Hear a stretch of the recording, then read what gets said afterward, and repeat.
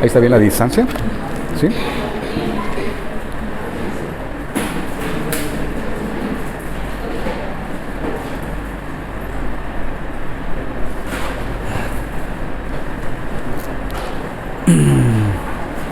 Muy buenos días, qué gusto de volver a encontrarnos esta mañana aquí como familia y poder regresar otra vez a la palabra y poder pedirle al Señor que nos hable, que pueda seguir edificando nuestras vidas y que pueda seguir edificando esta comunidad de fe. ¿Cómo sintieron esta nochecita? Bueno, la nochecita y la madrugada ya más fresca, ¿verdad? Así que también el auditorio se siente más fresco que las semanas pasadas. Así que vamos a sacarle provecho a esto y vamos a comenzar pidiéndole al Espíritu Santo que nos ayude a recibir esta palabra el día de hoy.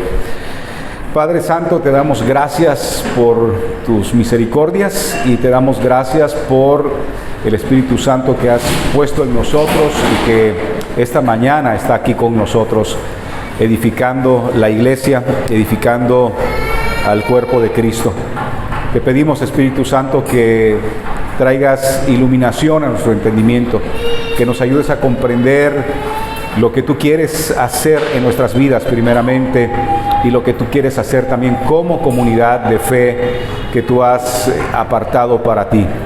Oro, Señor, que cada uno de nosotros podamos ser edificados con tu bendita palabra y que cuando salgamos de aquí, Señor, sepamos que has hablado a nuestros corazones y que lo que tú has hablado a nuestros corazones podamos prestar atención a ello y trabajar en ello, Señor, con la ayuda de tu Santo Espíritu.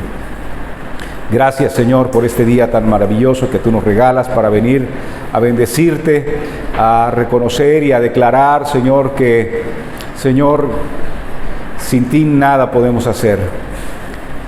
En el nombre precioso de Cristo Jesús, Señor. Amén. Pues vamos a regresar al libro de Tito, donde nos quedamos hace 2 semanas, ¿verdad?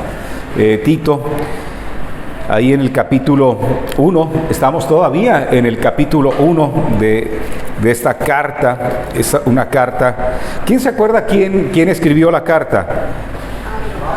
El apóstol Pablo. ¿Y a quién le escribió esa carta? A su fiel discípulo, y como él lo llamaba, a su hijo amado Tito, ¿verdad? Seguramente Tito fue alcanzado por el ministerio de Pablo, por el trabajo evangelístico de Pablo, pero ahora ya vemos a Tito no como alguien recién convertido, sino que ahora vemos a Tito ya un joven todavía, pero con una clara visión de lo que Dios tiene para su vida. ¿Y dónde vivía o dónde estaba Tito en ese momento cuando recibe la carta? En una isla, la isla de Creta. Ahí es donde llegó el cartero, ¿verdad? Y le entregó la carta a Tito y le dijo: Tito, tienes carta, te manda Pablo esta carta. Y recuerden ustedes cuáles eran las circunstancias que se vivían en esa isla, porque si bien es cierto que es una isla muy preciosa, y hoy en día se ha convertido en una isla turística, ¿verdad? Mucha gente va ahí para conocer parte de la historia de esto. Pero, ¿quién de ustedes se acuerda cuáles eran las circunstancias que existían en esa isla llamada Creta? Pues había de todo. De todo mal. Algunas características. ¿Cómo? Mentían. ¿Qué más había en Creta? En Creta había pura gente fina, ¿verdad? Chulada de personas. Vamos a recordarlo nada más para que tengamos una idea de lo que vimos la vez pasada. En el capítulo 1, ¿sí? Y si observamos a partir del versículo 10 dice: y es que hay muchos rebeldes, charlatanes y engañadores, especialmente los partidarios de la circuncisión. A esos hay que taparles la boca, ya que están arruinando familias enteras al enseñar lo que no se debe, y lo hacen para obtener ganancias mal habidas. Entonces, esta era la condición que imperaba en ese momento en Creta. Era una isla al sur de Grecia. Hablamos de que habían llegado a vivir ahí muchos judíos en ese momento, y muchos de ellos también se habían convertido a Cristo, pero muchos de ellos todavía traían ese chip, ¿verdad?, de las cosas, de la cultura judía. Pero el problema no es que fueran judíos y que continuaran con su cultura, que eso es algo que es posible todavía hasta el día de hoy. Hasta el día de hoy encontramos dentro de la comunidad de creyentes a quienes se conoce como los judíos mesiánicos, que son judíos, ¿sí?, que han abrazado al Mesías, a Jesucristo, porque reconocemos que la mayoría de los judíos no han querido hasta el día de hoy reconocer a Jesús como su Mesías, como su Señor y Salvador. Pero gracias a la misericordia de Dios y a su gracia, muchos judíos hasta el día de hoy se siguen convirtiendo y siguen abrazando a Jesús, ya han abrazado a Jesús como su Mesías. Ellos mantienen todavía la cultura judía porque son judíos, ¿sí? Pero el problema aquí era que había estos hombres que decían que necesitabas, para ser salvo, todavía seguirte circuncidando y seguir abrazando todas esas costumbres, muchas de ellas tradiciones de hombres, dice Pablo, que no tenían nada que ver con la ley de Moisés, que no tenían nada que ver con la palabra, sino que simple y sencillamente eran estatutos y preceptos que a lo largo de los tiempos los judíos habían ido desarrollando y ahora se estaban imponiendo a los nuevos cristianos que no eran judíos, que eran gentiles, que habían llegado a la fe.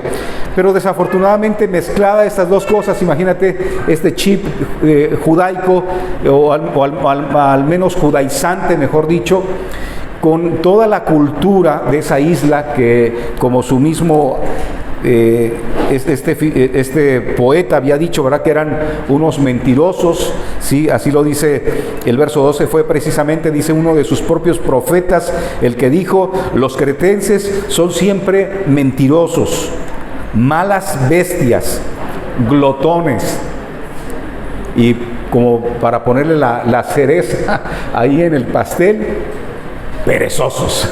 Esa era la fama que tenían los cretenses, ¿sí? De hecho, decir que eras cretense era sinónimo de, ¿qué dijimos?, de mentiroso, ¿eh? O sea, se sentían ellos fascinados. Dime cretense.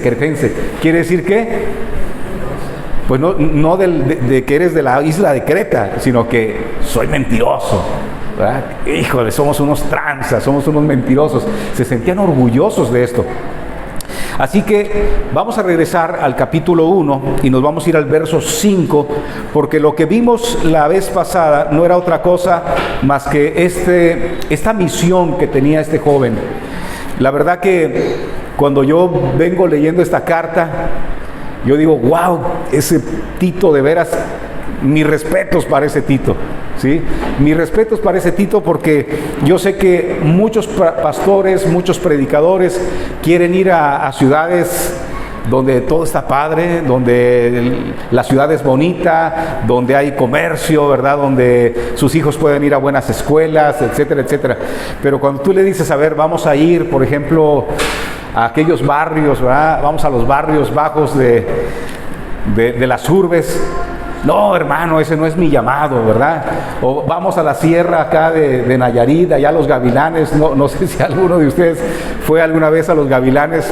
Nos tocó ir. Es una comunidad que para llegar tuvimos que viajar en una avioneta. Eran como unos 15 minutos en avioneta, pero para llegar allá creo que eran como 3 días. Entonces, a los Gavilanes, ¿verdad? No, hermano, ese no es. Yo no tengo un llamado misionero. Entonces, Tito, la verdad que tiene una encomienda tremenda ante esta circunstancia que ya estudiamos la vez pasada. Esos hombres que se les llamaba de la circuncisión, que estaban enseñando erróneamente, que eran rebeldes, no se sujetaban a nada, a nadie, que tenían una enseñanza de puras palabras vanas, que les gustaba engañar, que eran amantes del dinero ajeno, ¿sí? Entonces, lo que aprendimos la vez pasada es que había un mal liderazgo, y este mal liderazgo lo que estaba haciendo, estaba trayendo también una mala enseñanza, lo cual daba como resultado que estaban destruyendo a las familias que ya se habían convertido y que estaban haciéndole un daño tremendo a la iglesia. Este es el contexto del cual partimos, y entonces vamos al verso 5, donde dice: te dejé en Creta para que pusieras en orden lo que quedaba por hacer, y en cada pueblo nombraras ancianos. Esa es la misión que el apóstol Pablo le está dando a su hijo amado, ¿verdad?, a Tito. En primer lugar, poner en orden. Ya vimos todo lo que estaba en desorden y era lo que hay que poner en orden. Para poner ese orden, ¿qué hay que hacer? Tito tiene la misión de ir. Recordemos que esa ciudad ¿se acuerdan cómo se le llamaba esa ciudad, a esa isla? La ciudad de las 20, más bien la isla de las 20 ciudades. Otra persona le llamó de las 100 ciudades, era una isla que tenía muchas ciudades. Entonces, la misión que tiene Tito aquí, en este caso, es ir en todas esas ciudades donde ya había una comunidad de creyentes que habían abrazado el Evangelio, que habían abrazado a Cristo, era ir y levantar un liderazgo. Y en cada pueblo nombrar ancianos de la iglesia. Fíjense bien, algo interesante, no era nada más llegar y decir: a ver, tú chavito, tú vas a ser ahora tú el líder, ahora tú vas a ser el pastor, tú vas a ser el anciano aquí. Sino que había ciertas características que ya Pablo había trabajado con él, y lo podemos observar, esas características, tanto en el libro de Tito como en el libro, o las cartas, más bien dicho, las cartas que también Pablo le escribe a Timoteo, que están atrás de esta carta de Tito. Ahí tenemos la primera carta a Timoteo y tenemos la segunda carta a Timoteo también, y vamos a encontrar que ya Pablo había trabajado con ellos, Pablo los había discipulado, Pablo había establecido las bases de cómo debería ser el liderazgo que debía existir en cada iglesia. Entonces, tienes que nombrar, o tienes que establecer, ahí dice esta versión, dice ancianos de la iglesia, de acuerdo con las instrucciones que te di. Había instrucciones precisas, ¿sí?, de cómo tenía que ser un anciano, cómo tenían que hacer ese liderazgo que iba a dirigir esas iglesias, porque recordemos que la iglesia no es meramente una institución. La iglesia es el cuerpo de Cristo. La iglesia no es el negocio de un hombre, ¿sí? No es el negocio de un hombre. Es el negocio del Señor, ¿sí? Es el cuerpo de Cristo, es la comunidad de creyentes que han sido lavados por la sangre de Cristo. Así que vamos a seguir leyendo del 5 al 9, y en estas porciones vamos a sacar el día de hoy la enseñanza.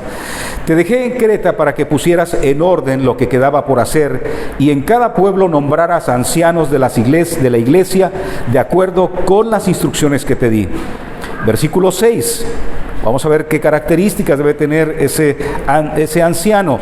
Es posible que en tu Biblia diga obispo en el versículo 6.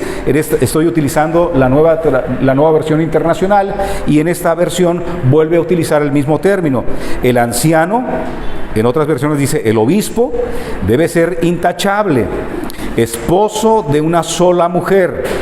Sus hijos deben ser creyentes, libres de sospecha de libertinaje o de desobediencia. Verso 7.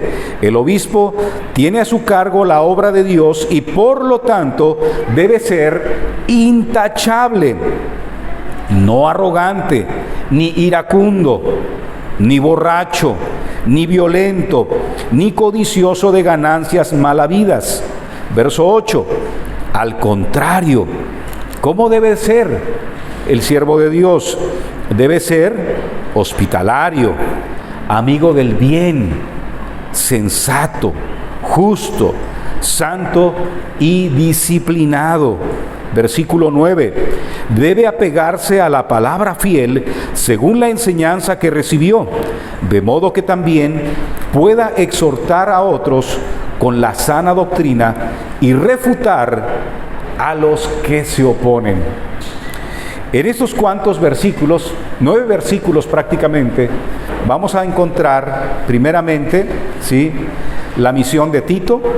Vamos a encontrar las características que tienen los ancianos y en eso nos vamos a concentrar del día de hoy. Entonces, la misión de Tito y dijimos que y las características de estos ancianos o de estos líderes de las iglesias. Entonces vamos a ver esta parte de lo que tiene que ver con la misión. La misión, dijimos, entonces tiene que ver con Tito tiene que ir a cada una de estas iglesias. Recordemos que las iglesias en ese tiempo no son como hoy, nosotros las tenemos en nuestra mente. Nosotros tenemos, cuando hablamos de iglesias, nos imaginamos que ¿verdad?, ya un edificio con ciertas características, ya adornadas. Pero estamos hablando del primer siglo, estamos hablando de los primeros 60 años de la iglesia. Esta carta se ubica más o menos entre el año 62, 64 del primer siglo. Estamos hablando de que la gente se reunía para hacer iglesia, para hacer comunidad de creyentes en los hogares. Era la casa de Rufo, era la casa de alguien, ¿verdad?, que esta persona se convertía al Señor y decía, bueno, pues aquí podemos hacer la reunión, aquí podemos juntarnos y predicar, y aquí podemos recibir la cena del Señor, aquí podemos recibir a los hermanos. O sea, no era algo institucional, no era algo como muchas veces lo imaginamos el día de hoy. Entonces, seguramente habían varias casas en diferentes ciudades y la chamba de él era tener que ir a levantar ancianos. Es importante que entendamos este término anciano que utiliza aquí la carta, ¿sí? Nombrar ancianos en cada ciudad. De acuerdo, dijimos, a las instrucciones que ya se les habían dado. Este término, que también se conoce como un oficio, el término de anciano, es el título bíblico más común para el oficio de lo que también se conoce como el pastor. Hay 3 palabras que en las cartas las podemos encontrar, que son términos que se utilizan de manera intercambiable. Encontramos la palabra esta que es anciano, que denota prácticamente la sabiduría de una persona. Este término viene recorriendo prácticamente desde el Antiguo Testamento. Esas personas que eran en las comunidades, ¿sí?, del pueblo de Israel, las personas que por su edad, que por su experiencia se habían ganado el reconocimiento de la comunidad, y eran las personas a las cuales iba la gente para recibir un consejo. Eran las personas que tomaban decisiones, porque por su edad, por lo que habían experimentado en la vida y la comunión que tenían con Dios, estas personas adquirían cierto renombre. Y entonces la comunidad, ¿qué?, les tenía respeto. La comunidad los escuchaba, la comunidad los seguía.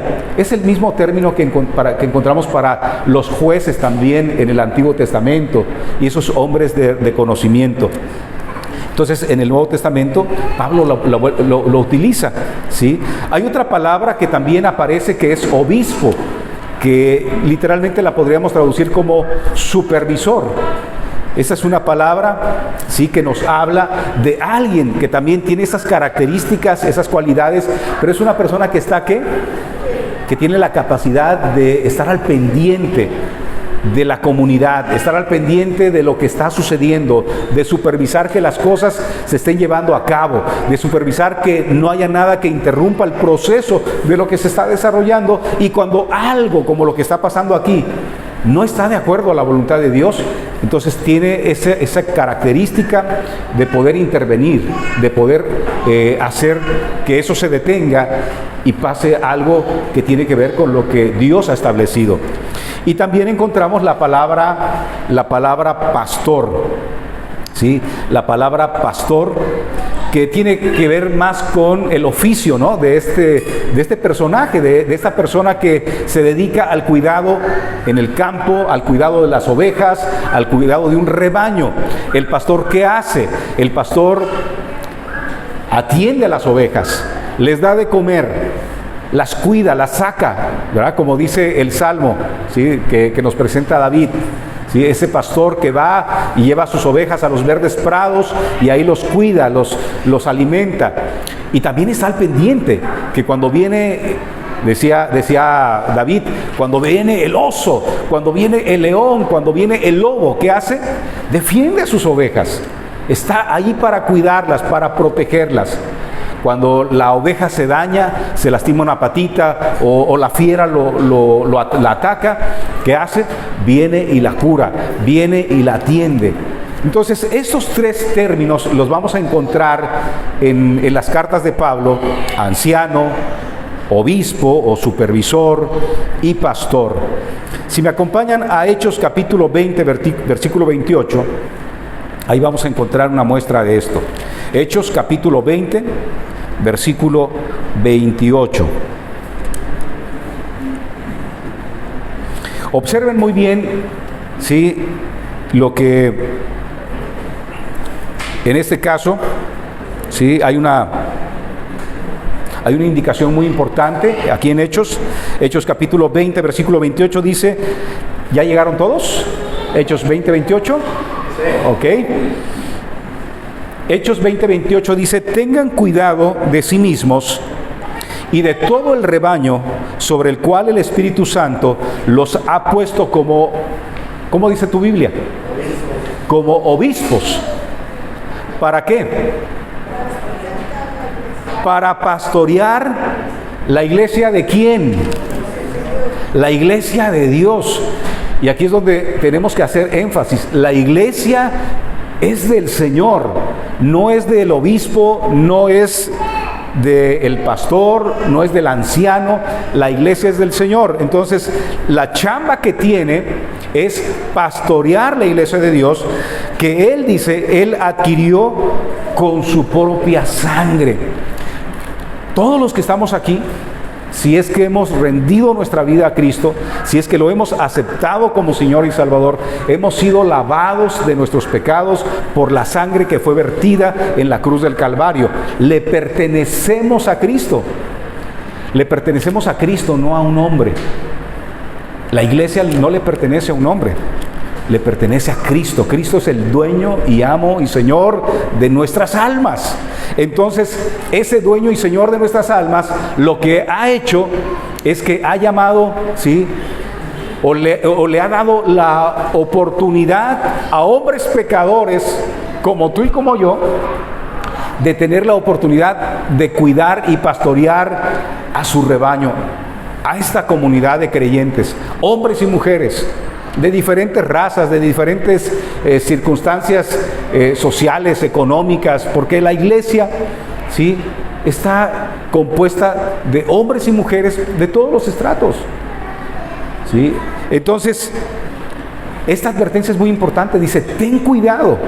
Lo primero que le dice, ¿a quién le está hablando?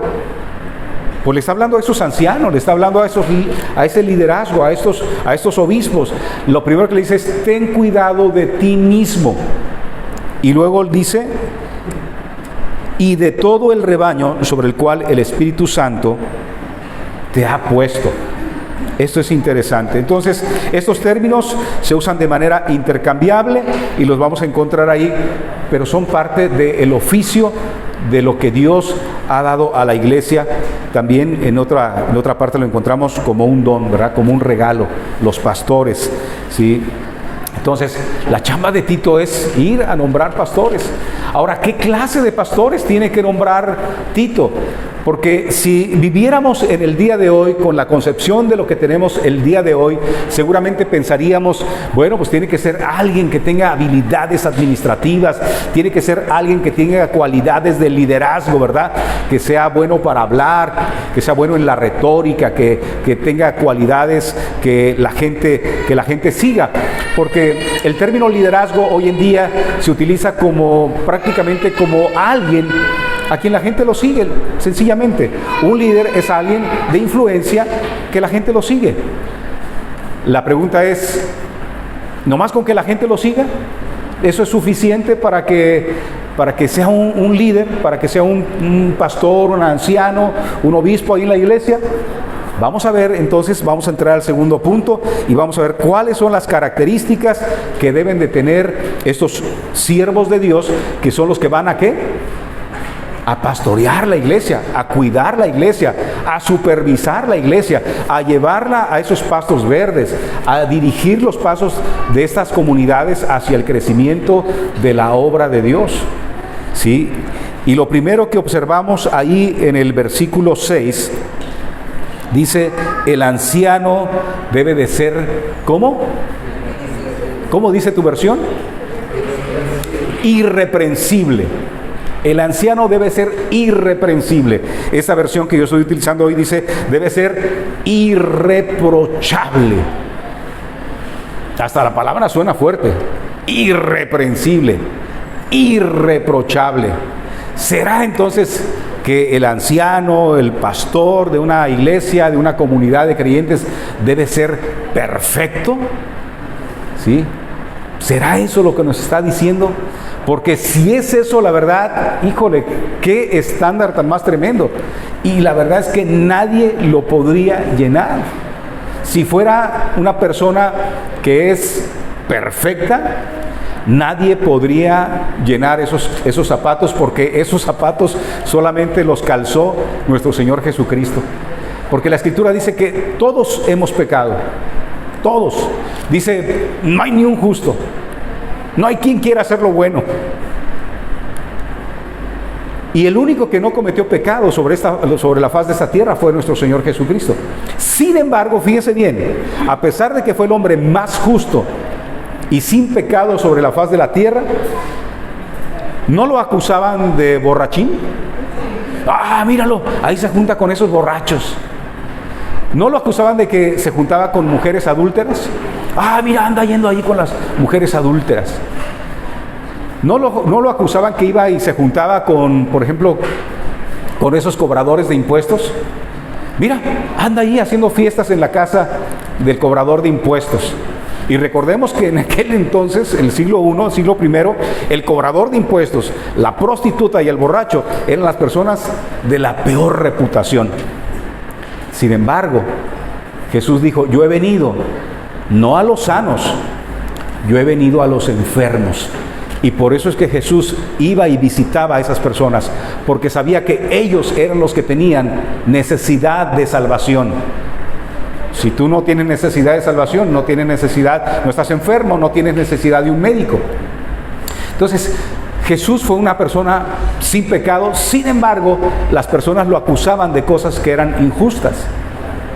Un hombre, un anciano, un supervisor, un pastor, no es una persona perfecta, pero sí tiene que ser una persona intachable, que cuando se le acuse de algo y se lo presente delante de alguien para hacer el juicio, cuando se presenten los trapitos, dijeran por ahí, a ver, los trapitos al sol, no haya trapitos al sol. ¿Sí? La Escritura nos dice que a los pastores, por supuesto, que se les debe de juzgar cuando hay una situación, pero se les debe de juzgar justamente. Y para juzgar a un anciano, para juzgar a un siervo de Dios, la Escritura nos dice que tiene que haber testigos, que tienen que venir esos testigos y que tienen que atestiguar que realmente ese hombre incurrió en una falta de las cuales ya vamos a ir hablando ahorita. Se tienen que presentar pruebas. Si no hay pruebas, entonces ese hombre se le debe de reconocer como una persona irreprensible, una persona intachable. Ahora, en la realidad del ser humano y aún en la realidad del creyente que ha sido regenerado por la obra de Cristo, tenemos que reconocer que aún un pastor, que aún un siervo de Dios, que aún un anciano, por supuesto que puede cometer errores, puede cometer faltas. Es más, no puede cometer errores, comete errores, comete faltas. La pregunta, ¿esas faltas que comete lo descalifican para seguir en la obra que Dios le ha dado? ¿Cuál es la actitud que tiene ese hombre, ese siervo de Dios? Es un hombre que cuando la iglesia, la comunidad le hace un señalamiento, una recomendación, ese hombre de Dios dice: a ver, déjame observar, como acabamos de ver en Hechos, ¿verdad? A ver, déjame examinarme, dame chance para ver, porque a lo mejor no me estoy dando cuenta, ¿verdad?, de lo que estoy haciendo. A lo mejor estoy cometiendo eso que tú dices, pero no me he dado cuenta. Y entonces desde ahí tiene una actitud para reconocer que posiblemente está fallando. Y si observa que realmente está fallando y dice: ¿sabes qué? Reconozco que realmente estoy haciendo esto, y entonces hace un viraje, como la Escritura nos llama, al arrepentimiento. Y entonces observas en ese liderazgo una actitud de arrepentimiento conforme a la que el Señor nos pide, y empieza a hacer cambios. Pues eso es parte de la vida cristiana, ¿sí? Entonces estas son las características, ¿sí?, que observamos de entrada. Y era importante dejarlas claras. Entonces vámonos con las características. Los ancianos, versículos 6 y 7, observe que 2 veces se repite esto. En el versículo 6 dice: el anciano debe ser intachable. Versículo 7, el obispo tiene a su cargo, dice, la obra de Dios. Y por lo tanto, debe ser intachable. Cuando una palabra se repite varias veces en la Biblia, es importante prestarle atención, ¿sí? Entonces vamos a ir viendo las características, ¿sí? Y prácticamente hoy estoy echando mano de una división que podemos encontrar en el mismo texto, ¿sí?, de 3 partes. 3 partes donde 3 áreas donde el anciano tiene que ser, dijimos, irreprochable. 3 áreas. De hecho, el pastor John MacArthur las divide también en 3 áreas. La primera de ellas, la primera área, tiene que ver con su matrimonio. El pastor John MacArthur menciona a esta área como moralidad sexual. La primera área donde el líder, el anciano, el obispo, el pastor, tiene que ser irreprensible, tiene que ser en su área matrimonial, si es que es casado, porque hay pastores que no son casados, pero eso no quiere decir que no tengan que ser irreprochables en su vida moral sexual, ¿sí? Entonces, lo primero que nos dice la Escritura ahí, en el versículo 6, el anciano debe ser intachable, esposo de una sola mujer. Ah, caray. Ah, bueno, pero pues eso es para el pastor. Solamente el pastor puede ser marido de una sola mujer. Los demás creyentes podemos tener varias. ¿No dice la Escritura: maridos, amen a sus mujeres? ¿Verdad? Hay unos, yo me imagino que los cretenses, cuando escuchaban esos versículos, decían, acuérdense que eran bien mentirosos, eran buenos para darle giro a las cosas, ¿no? Ah, pues es que el pastor que sea marido de una sola mujer, pues los demás hermanos, ¿qué? Podemos tener varias. Fuimos hace unas semanas. ¿Era tu cumpleaños, Carlita? A la playa, que fuimos a la playa. Fuimos a celebrar el cumpleaños de mi cuñada y nos encontramos a un árabe ahí, de esos que venden chacharitas. Ya no me acuerdo, pero ¿cuántas esposas dijo que tenía? Pero él se sentía orgulloso porque los árabes pueden tener muchas mujeres. Y me preguntó que cuántas tenía yo. Le dije, no, yo nada más con una. Pues si con una no puedo, imagínate con varias. Pero aquí el punto es que muchas veces hay gente, es que ese es el mandato para el pastor, ¿verdad? Marido de una sola mujer. Los demás podemos tener varias, porque la Biblia dice, maridos, amen a sus mujeres. No, mi hermano, es el mismo principio para el pastor y para los demás creyentes. De hecho, recordemos que los pastores surgen de la comunidad de creyentes. El pastor no es un extraterrestre que viene de otra galaxia, ¿verdad? Y lo ponemos aquí. Los pastores y los servidores, los que sirven en la iglesia, quienes servimos a la iglesia, somos personas que surgimos de la misma comunidad de creyentes. Ahora, ese es el requisito, que sea marido de una sola mujer. Y a lo mejor alguien puede decir, no, pues yo soy marido de una sola mujer, no tengo ningún problema. Sí, mi hermano, pero usted ya lo cachamos, que usted tiene una sola mujer, que es su esposa, pero anda de coscolino allá afuera, ¿sí? Coqueteando con otras mujeres. Y lo primero que usted necesita hacer es arrepentirse. Y lo segundo que usted necesita hacer es corregir su camino. Porque no es ese el camino al cual Dios lo ha mandado, lo ha llamado. Entonces, los creyentes necesitamos vivir en moralidad sexual. Y por lo tanto, quien lidera la iglesia, quien gobierna la iglesia, en este caso, este hombre, pues tiene que ser un hombre íntegro moralmente en su vida conyugal. Tiene que amar a su esposa, tiene que serle fiel, tanto en pensamientos como en obras, ¿sí? Entonces, por ahí comienza. Si es un hombre que no honra a su mujer, que no la respeta, ¿sí? Y que anda de coscolino, de rabo verde, como dicen por ahí, pues no puede ser un pastor. No puede estar ahí liderando la iglesia. Uno de los daños más grandes que se le ha hecho en este siglo a la iglesia es hombres que están liderando la comunidad de creyentes, que es de Cristo, con inmoralidad sexual. Y eso es algo que ha dañado también la reputación de la iglesia en este siglo. Muchos de los escándalos que estamos observando el día de hoy en muchas, incluso mega iglesias, tienen que ver con este asunto, inmoralidad sexual. Entonces el pastor tiene que amar a su esposa, serle fiel a su esposa, ¿sí? Y caminar con ella en integridad. La segunda cosa nos habla ahí, en el mismo versículo 6. El anciano debe ser intachable, esposo de una sola mujer.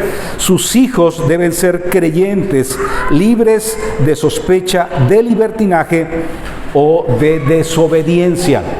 Esta parte es muy interesante porque se ha sometido a debate. Hay dos líneas de interpretación aquí.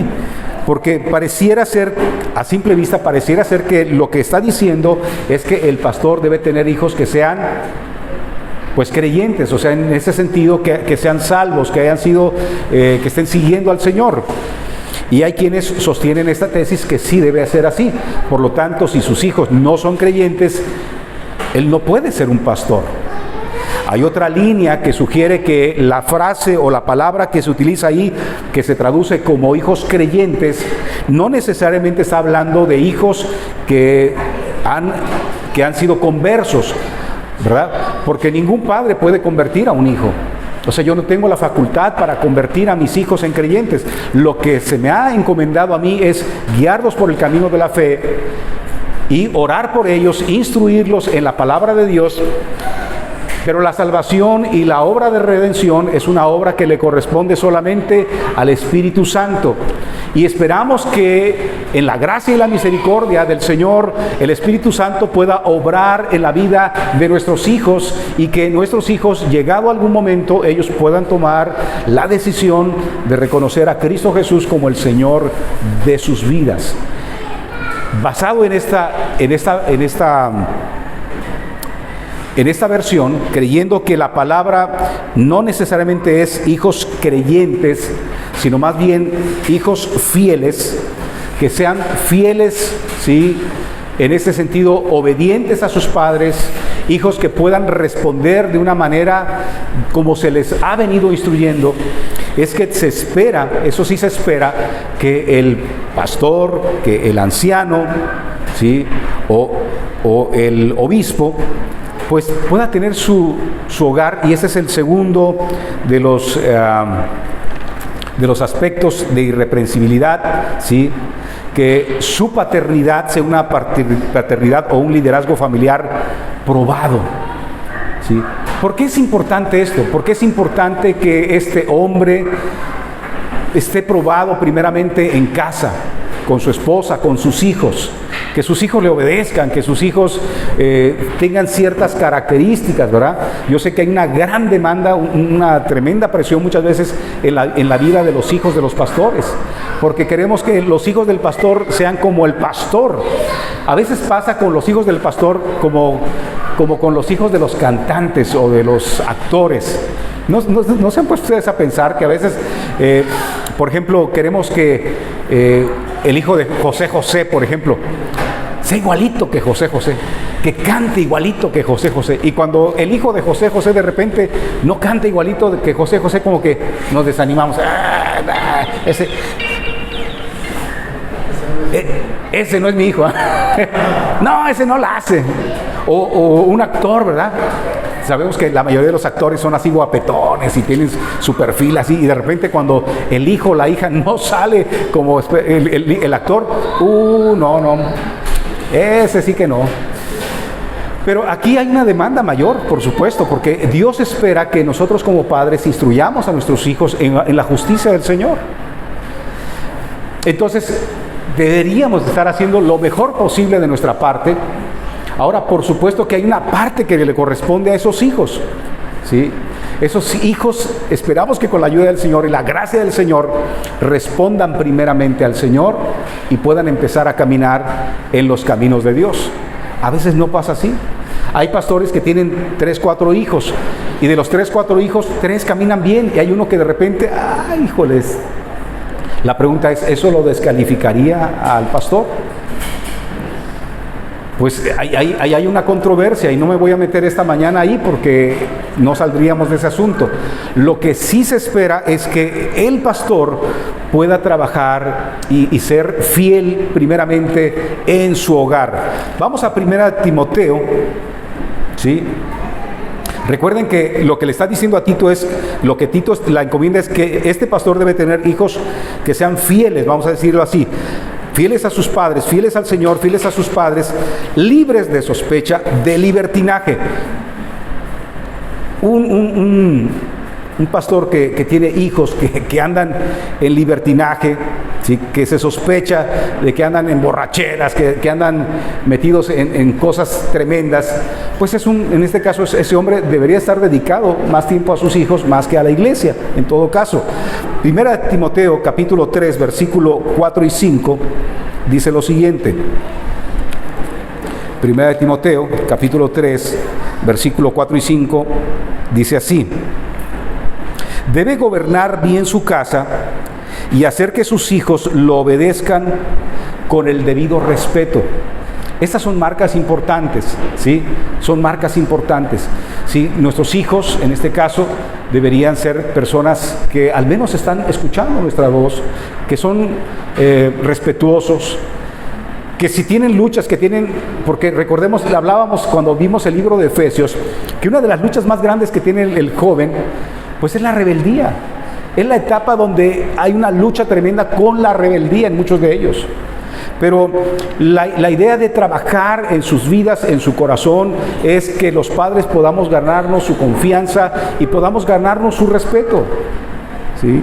Y por eso está diciendo aquí Pablo en esta parte a Timoteo, los hijos le obedezcan con el debido respeto. Y el verso 5 es muy importante.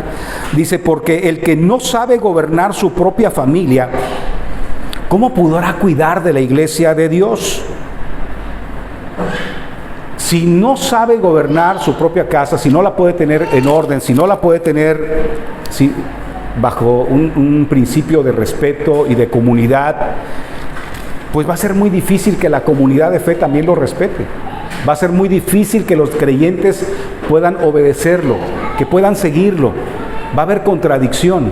Entonces, estas marcas son muy importantes y son sumamente indispensables en el pastoreo. Y Tito tiene la encomienda de a cada iglesia que va visitando, ir levantando pastores que primeramente cumplan estos 2 puntos: fieles a sus esposas, y también que tengan una paternidad aprobada, ¿sí? el pastor MacArthur menciona liderazgo familiar, así lo llama, liderazgo familiar aprobado. Vamos a la tercera área donde tiene que ser irreprensible. Y la tercera área tiene que ver prácticamente con actitud y conducta. La actitud del individuo y la conducta de ese individuo delante de Dios, una conducta delante de Dios que es en lo secreto, ¿verdad? Porque muchas veces podemos aquí en lo público parecer muy bien, tener una conducta aprobada, una actitud aprobada. No se me olvida que cuando yo andaba noviando, visitaba a veces la casa de la abuela de mi esposa. Y la señora, la abuelita, me agarró a precio. Y siempre decía, ay, ese Ponchito, qué buena persona. Y mi suegra, que todavía no estaba convencida, le decía, mamá, ni lo conoces. Ay, pero se ve muy buena persona ese muchacho, Ponchito, decía. Entonces, una cosa es la actitud que pudiéramos estar mostrando a veces delante de la sociedad, delante de la comunidad, y otra cosa es esa actitud y esa conducta que tenemos en lo reservado, en lo oculto, donde la gente no nos ve, pero donde sí nos ve ¿quién? El Señor. Yo puedo pasar aquí como Ponchito, qué buena persona, y en lo oculto, ¿verdad?, tener actitudes que no corresponden a la de ese siervo fiel que Dios espera que esté gobernando la iglesia. Entonces, esta tercera área de irreprochabilidad, de ser intachable, tiene que ver con actitud y conducta. Y nos vamos al versículo número 7. Y vuelve otra vez a repetir, el obispo tiene a su cargo la obra de Dios y por lo tanto debe ser intachable. Y empieza con áreas negativas, empieza a hacer un listado de áreas negativas. Primeramente, dice, no arrogante. ¿Cómo destruye la vida de la iglesia la arrogancia de un individuo? ¿Sí? ¿Cómo tiene? No sé si alguien tenga otra versión. ¿Qué dice su versión? La mía dice arrogante. Soberbio. Esa es otra palabra, la soberbia, ¿verdad? El líder se cree la última Coca-Cola en el desierto. Se cree el iluminado del Señor, el único que recibe la voz de Dios, el hombre que nadie lo puede tocar. Y es el que puede pisotear a todo mundo, es el que le puede gritar a todo mundo, tiene una arrogancia, una soberbia, ¿verdad? La primera actitud que reprueba a alguien para ocupar ese lugar es la arrogancia. Dice, por lo tanto, no debe de ser arrogante. ¿Qué otra cosa? No debe ser arrogante, no debe ser iracundo. De esos que mecha corta, de esos que rápidamente se encienden. ¿Alguien ha conocido a alguien así? Yo conozco al primo de un amigo. ¿Sí? Una de las cosas con las que yo sigo trabajando hasta el día de hoy en mi vida tiene que ver con el hecho de mi carácter, mi carácter en esa área. Hay cosas que rápidamente me encienden, sobre todo cuando son cuestiones de injusticia. Cuando alguien está actuando injustamente, rápidamente me hacen enojar. Pero aquí dice que el pastor, el anciano, el obispo tiene que ser una persona que no sea iracunda. Porque imagínate chulada de muchacho, arrogante e iracundo. Pues ¿cómo van a estar las ovejas? En vez de curarlas, las va a terminar destruyendo. ¿Qué otra cosa? Aquí dice, ni borracho. No debe ser borracho. Esto es tremendo. Y bueno, aquí dice borracho, pero estamos hablando de cualquier adicción, ¿verdad? Hace tiempo conocí a unos pastores que traían sus puros, ¿no? y se fumaba su puro y se sentía orgulloso de que se fumaba su puro. Hace unas semanas acabo de leer, y no voy a mencionar su nombre, pero acabo de leer de un pastor que abrió su corazón, un hombre de Dios que ha escrito infinidad de libros. Es más, yo creo que cada año escribe un libro, y es de los libros de bestseller que hemos conocido en la literatura cristiana. Y acaba de abrir su corazón, y resulta que este pastor tenía este problema del alcohol. Y empezó a tomar porque decía que él muchas veces se sentía como parte del ministerio, pues se sentía con mucha presión. El estrés, el ministerio muchas veces es muy estresante, sobre todo cuando las iglesias van creciendo, el ministerio se hace muy estresante. Y dice que empezó a tomar, y luego se dio cuenta de la magnitud de la situación, y se dio cuenta que él era un hombre muy conocido. Y entonces lo que hizo fue, empezó a ir al otro lado de la ciudad a conseguir su bebida, porque ya ahí en su periferia pues lo conocían. Entonces se iba al otro extremo de la ciudad y compraba su licor. Y él llegó a tener problemas de alcoholismo y tuvo que abrirlo, pero estamos hablando de que ese es un hombre que ya prácticamente está retirado del pastorado. ¿Qué quiere decir? Que por muchos años en su ministerio de pastor, él vivió con este problema de alcoholismo. Y tal vez posiblemente algunos lo supieron, y tal vez la mayoría de la gente nunca lo supo, hasta que ahora él lo abre y lo comparte para un ministerio de comunicación. O sea que ya todo el mundo lo sabemos. Entonces, no borracho. Otro que está muy pegado al arrogante, o más bien al iracundo, dice, no debe ser violento. No violento. ¿Sí? La violencia, mis queridos hermanos, se desarrolla en el hogar primeramente. Y esa violencia seguramente se va a desarrollar después en la comunidad de fe. Entonces, no debe ser violento. Y dentro de las cosas negativas menciona, no debe de ser tampoco codicioso de ganancias deshonestas. Estas eran, si ustedes se fijan, estas eran las características que tenía la iglesia en Creta. ¿Se recuerdan cómo eran? Eran violentos, eran iracundos, eran mentirosos, y hacían lo que hacían, dice, porque sabían que podían sacar provecho y ganancias de la manera como hacían las cosas. Y esta no debe ser la vida, no debe ser la actitud ni la conducta de un siervo de Dios. Ahora, estamos hablando del pastor, pero déjame decirte esto no debe ser la actitud ni la conducta de ningún hijo de Dios. Porque tú puedes decir entonces, pues es para el pastor, pero como yo no voy a ser pastor, entonces, pues yo sí puedo, cuando voy manejando, sí le puedo decir, sacarle el escudo de la fe, ¿verdad?, al que va allá a un lado de mí, o sí le puedo gritar 2 que 3 palabras de esas poderosas para que se aliviane. No, esas mismas características son para cada creyente, pero cuando ya alguien está en liderazgo, fíjense bien, se remarcan, y entonces al pastor se le exige que él, si quiere estar ahí, pues él tiene que conducirse como Dios espera que se conduzca. Y por supuesto que eso, más adelante lo vamos a ver, le da también la autoridad al pastor para poder hablar contigo y hablar conmigo. ¿Ok? Entonces, esas son las negativas. Vámonos ahora a las positivas. ¿Sí?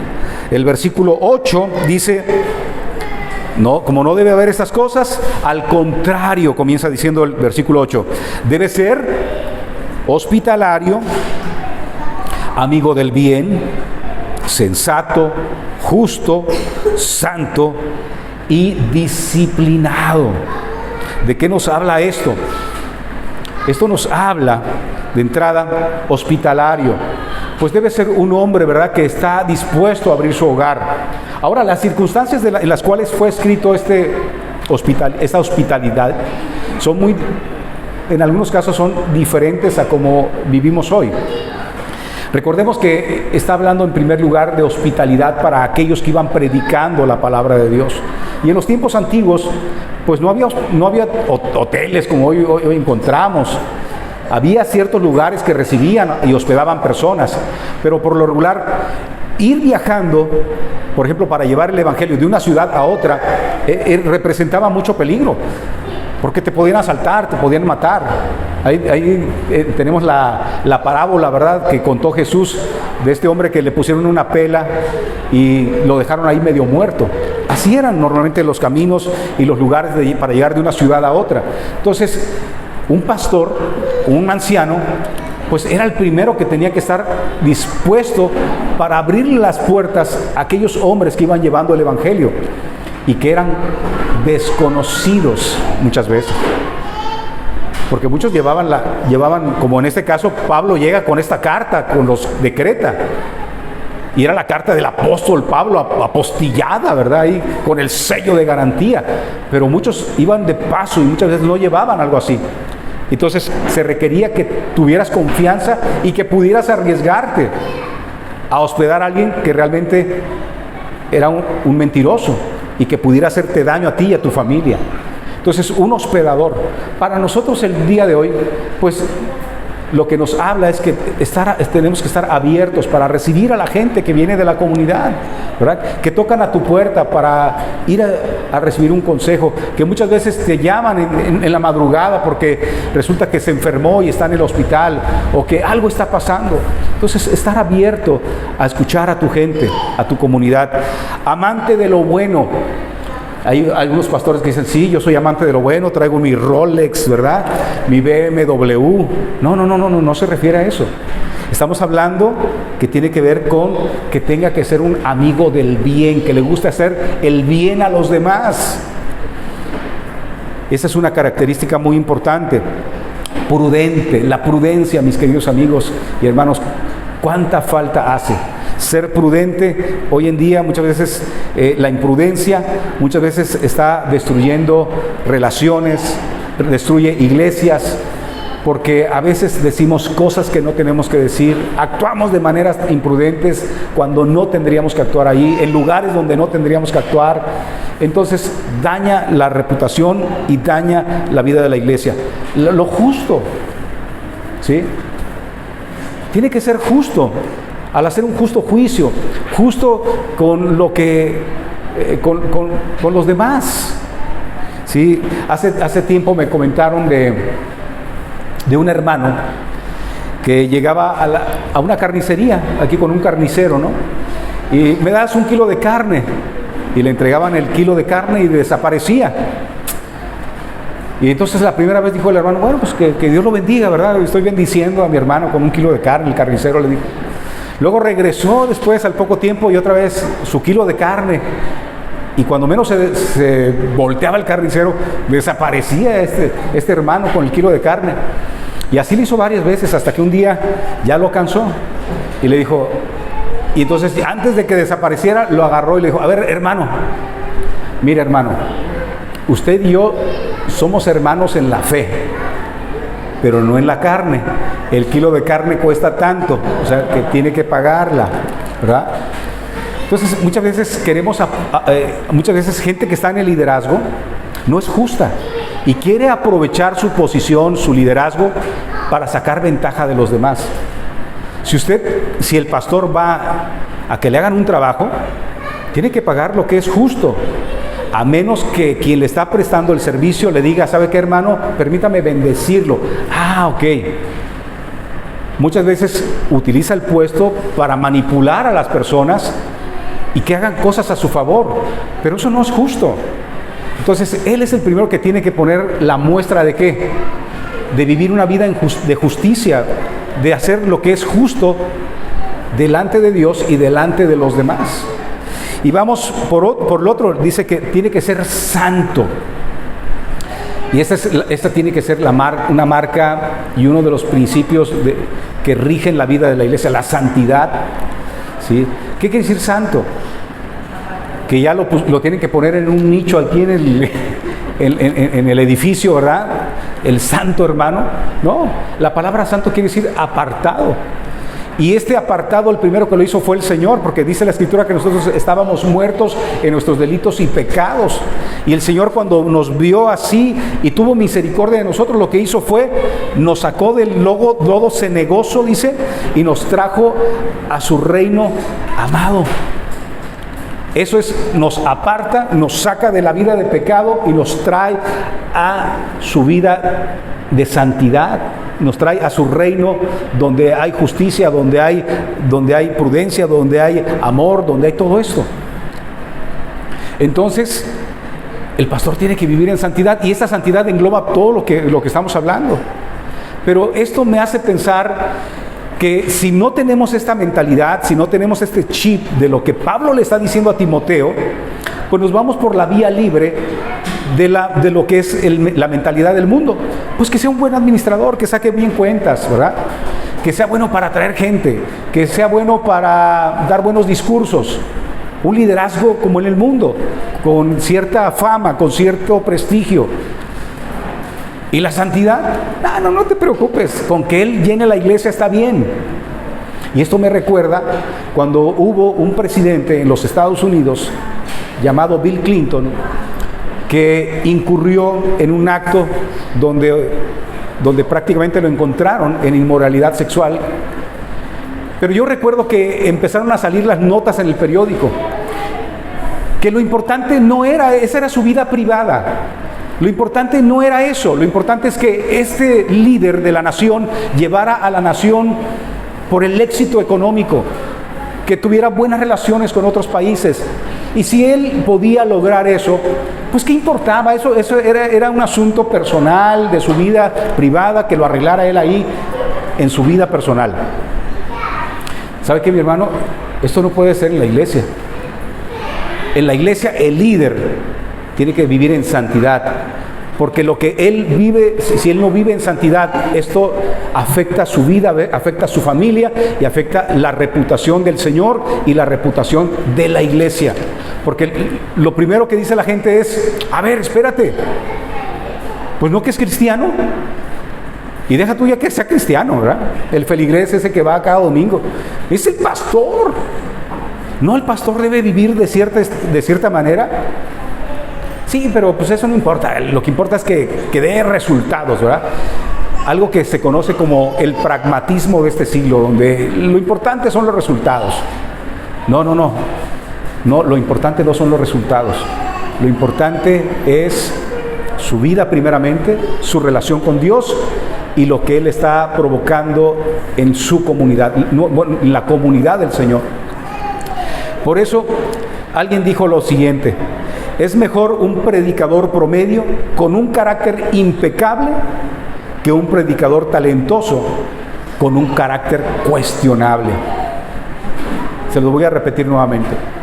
Es mejor un predicador promedio con un carácter impecable que un predicador talentoso con un carácter cuestionable. Cuando ya se empieza a cuestionar tu reputación y mi reputación, entonces también se comienza a cuestionar la reputación del Señor, porque nosotros somos representantes de Cristo aquí en la tierra. Y si nosotros estamos representando mal al reino de Dios, estamos representando mal al Rey que nos ha llamado a su reino, que nos sacó de las tinieblas a su reino admirable.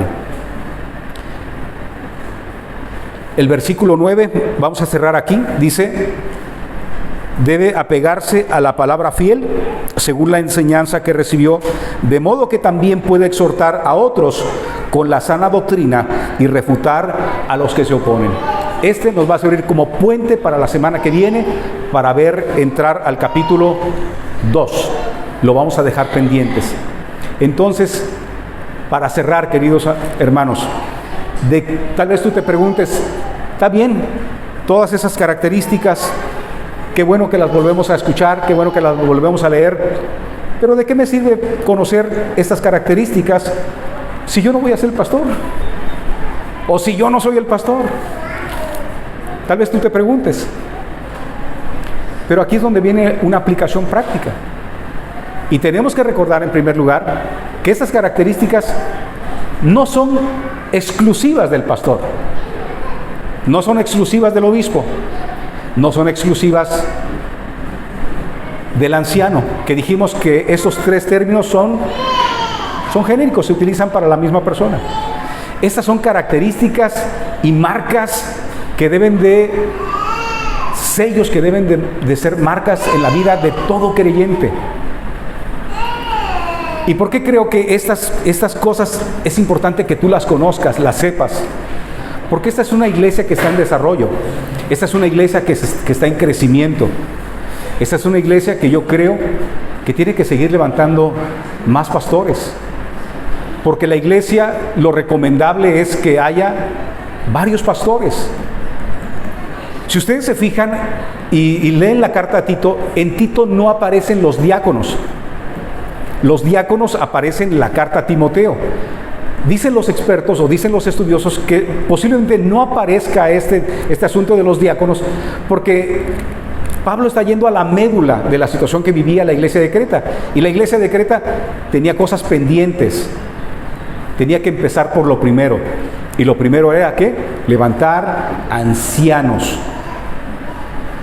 Entonces, es importante que tú sepas cuáles son las características, las marcas indispensables para un anciano. Si tú no las conoces, pues les va a pasar como la iglesia de Creta. Puede llegar cualquier persona aquí y usted, qué bien, ¿verdad? Qué bonito predicó. Qué risueño es.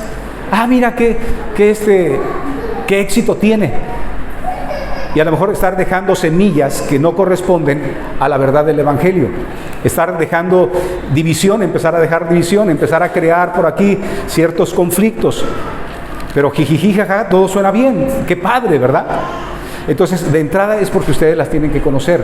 Pero también tienen que saber que estas marcas son las marcas que debe haber en tu vida. Son las marcas que debe haber en la vida de todo creyente. Porque los pastores, los obispos y los ancianos surgen ¿de dónde? De la comunidad de creyentes. Y a lo mejor es posible que tú a lo mejor ahorita ni por aquí te pase, pero es posible que el Espíritu Santo más adelante te esté preparando para llamarte a servir en esta comunidad, a hacer la obra dentro de esta comunidad, apoyando a quien ya está aquí. ¿Sí? Pero también es importante que ustedes conozcan estas cosas y tengan la certeza de que ustedes pueden estar orando por su pastor, pidiendo al Señor que estas marcas se puedan estar viendo en él y tener también la confianza, porque ya les comenté, ningún pastor tiene inmunidad, ningún pastor tiene fuero, ¿verdad? Aquí no hay fueros, ¿sí? Así de que todos tenemos la oportunidad cuando vemos a un creyente y sobre todo cuando vemos yo veo a mi pastor, por ejemplo, y lo empiezo a ver que se está desviando. Yo debo de tener el temor de Dios y el amor por él para ir y acercarme y poder expresarle, hermano, pastor, mire, estoy observando en usted estas cosas. Por favor, corrija. Por favor, cambie la dirección. ¿Sabe qué es lo más triste de esto? Que a veces en la iglesia nadie se atreve a hacer eso. Y vemos que el pastor va al despeñadero y nadie se atreve a hacer eso. Porque muchas veces hemos crecido con esa mentalidad de que el pastor es intocable. ¿Cómo voy a tocar al siervo del Señor, verdad? ¿Cómo yo, el feligrés más pequeño aquí, le va a poder decir algo a él? ¿Sabes qué? Hasta el feligrés más pequeño tiene la posibilidad de ir y decirle, hermano, pastor, diácono, servidor, estoy observando estas marcas en tu vida que no corresponden a las marcas de un obrero fiel del Señor. Por favor, corrige. ¿Ocupas ayuda? ¿Puedo ayudarte en algo? Y para los pastores es importante que también sean abiertos. Y cuando estas verdades llegan de parte del Señor a nuestras vidas, es importante que tengamos la humildad de poder ir a buscar ayuda, de poder buscar el consejo de hombres sabios, de hombres que también el Señor está usando, para que puedan ayudarnos a supervisarnos, ¿sí? Gracias a Dios por ese Pablo que envió a Timoteo. Gracias por ese Pablo que envió a ese Tito. Gracias a Dios por ese Tito que estuvo ahí dando su vida para corregir la iglesia de Creta. Gloria a Dios por los hombres que Dios ha puesto a nuestro alrededor. Vamos a cerrar. Quiero invitarte que te pongas de pie. Como conclusión, Dios no está llamando a hombres perfectos para servir a su iglesia, pero sí está usando hombres que han sido regenerados por la sangre de Cristo, dispuestos a vivir en santidad y a representar a Cristo aquí en la tierra, cuidando de manera fiel y desinteresada el rebaño del Señor. Y Padre Santo, te pedimos que con tu ayuda esta iglesia, Señor, siga por buen camino. Como vimos la reunión anterior, dale sabiduría a mi hermano Fabián, Señor. Dale sabiduría a los miembros de esta comunidad para detectar aquellas cosas que tal vez no te honran, aquellas cosas que tal vez no se están haciendo correctamente, y que con un sano espíritu, Señor, y un deseo de hacer tu perfecta voluntad, juntos puedan continuar honrándote y glorificándote y arreglando y reconstruyendo y edificando sobre un cimiento sólido que eres tú, Señor, sobre tu santa palabra, Señor, que nos ha sido dada precisamente para que llevemos el rumbo correcto. Ayúdanos a todos, Señor, a tener en cuenta estos signos, este carácter, esta conducta que tú esperas de nosotros, Señor, y en especial de quien dirige esta comunidad. Oramos para que tú le ayudes, Señor, todos los días de su vida a ir creciendo en cada uno de esos aspectos. La comunidad, Señor, a guardarlo, a orar por él, pero también, Señor, a tener valentía, Señor, sabiduría, humildad, Señor, para poder seguir ayudando a su anciano, Señor, a su pastor, a hacer que esta comunidad honre y te glorifique a ti, Señor. Gracias, Padre, en el nombre de Cristo Jesús. Que esta semana que comienza, Señor, todos podamos ser luminarias allá en nuestros campos de acción, Señor, en nuestros trabajos, en nuestras colonias, en nuestros barrios, Señor, que podamos reflejar el carácter de Cristo, ese carácter que tú modelaste, Señor, aquí en la tierra, y que lo tenemos como ejemplo, Padre, para seguirlo. Como decía Pablo, sí, como Pablo le dijo a sus discípulos, aprendan de mí, sí, porque él seguía el ejemplo de Cristo. Así nosotros queremos ser, Señor, ejemplo para nuestros hijos allá en el hogar y para las personas con las que vamos a tener vínculos y relaciones a lo largo de estos días. En el nombre de Cristo Jesús, amén y amén. Gracias, Padre.